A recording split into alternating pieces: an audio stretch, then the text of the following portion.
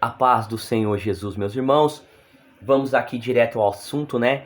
Porque a teologia está matando as igrejas espiritualmente, tá? Eu quero ir direto nas escrituras, em Lucas 3:2, que vai nos dar ali uma clareza sobre essa questão, né?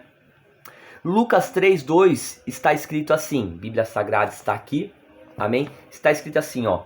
E sendo Anás e Caifás sumos sacerdotes, veio no deserto a palavra de Deus a João, filho de Zacarias. Olha que interessante. Sendo Anás e Caifás teólogos, doutorados em teologia, esses homens estudaram a letra a vida inteira, né? Eles estudavam a Torá a vida inteira, os livros de Moisés, né, meus irmãos? E também o dos profetas, né? Então ali tinha fariseus, ali tinha saduceus, ali tinha escribas e os sumos sacerdotes daquele ano, Anás, e depois subsequente Caifás, né? Então nós vemos, meus irmãos, que eles eram sumos sacerdotes, mas eles não tinham nada de Deus. Eles não tinham o Espírito Santo. A própria palavra que eles estudaram a vida inteira se fez carne e veio habitar entre os homens e falar com eles. Eles não a conheceram. Como que pode? Pessoas que estudaram a vida inteira a palavra de Deus e quando o verbo se faz carne e vem falar com eles, eles não o conhecem, né? Ao ponto que Jesus falou, por que não conhecem a minha linguagem? Né? Como que vocês estudaram sobre mim a vida inteira? Agora eu venho falar com vocês e vocês não me conhecem? Então Jesus ficava indignado, por isso que Jesus sempre os criticava, né? E sempre ali os corrigia. Então assim, meus irmãos, nós vemos que eles eram, se nós for comparar com os dias de hoje, Anás e Caifás eram como doutores da lei. Eles eram como teólogos, né? Mestrado em teologia nos dias de hoje. Então eles tinham conhecimento muito grande sobre a letra, mas não conheciam a Deus, não tinha nada de Deus. E quando o Espírito de Deus vem falar, o Espírito de Deus vai falar com João Batista lá no deserto. O Espírito de Deus não vem falar com esses homens.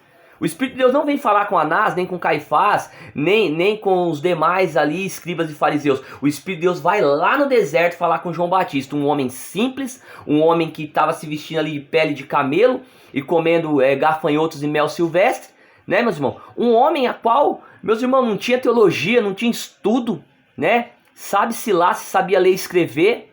Um homem que estava no deserto, né? Sofrendo, pregando. Então veja que o Espírito de Deus, ele age diferente. O que está acontecendo com as igrejas? Por que a teologia está matando as igrejas? Porque a teologia nunca pregou contra o pecado. Nunca pregou contra o pecado. Teologia, irmãos, não prega contra o pecado. Claro que a teologia ela vai trazer para você um conhecimento do texto, de quando se passava, né, de qual era o costume, a cultura daquela região, né, de como que era a geografia do lugar e tal, quem eram os reis que governavam na época, quem era o que, né, na época e tal. Então isso vai acrescentar na sua pregação, que vai se tornar uma pregação muito mais, ali as pessoas vão perceber que você tem um conhecimento do que você está falando, e isso vai trazer a atenção das pessoas. Legal. Mas a teologia em si, meus irmãos, ela não prega contra o pecado, não salva ninguém, tá? Olha para os teólogos aí, teologia, meu irmão, não salva ninguém. Não salva ninguém a teologia, não prega contra o pecado. Teologia não prega contra o pecado, irmão. Teologia, ela deixa a pregação bonita, você tem um conhecimento do contexto, mas ela não vai no objetivo, que é o quê?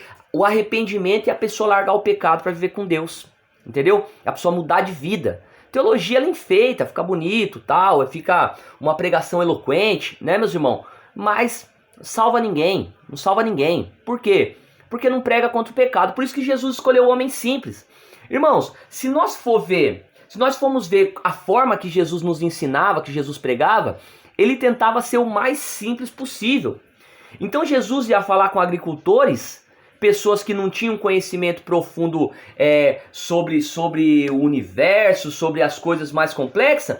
Então, mas Jesus olhava e falava, olha, eles são agricultores, eles conhecem plantação. Então Jesus foi lá e pregou a parábola do semeador. Por quê? Para simplificar. A intenção do evangelho é que as pessoas entendam.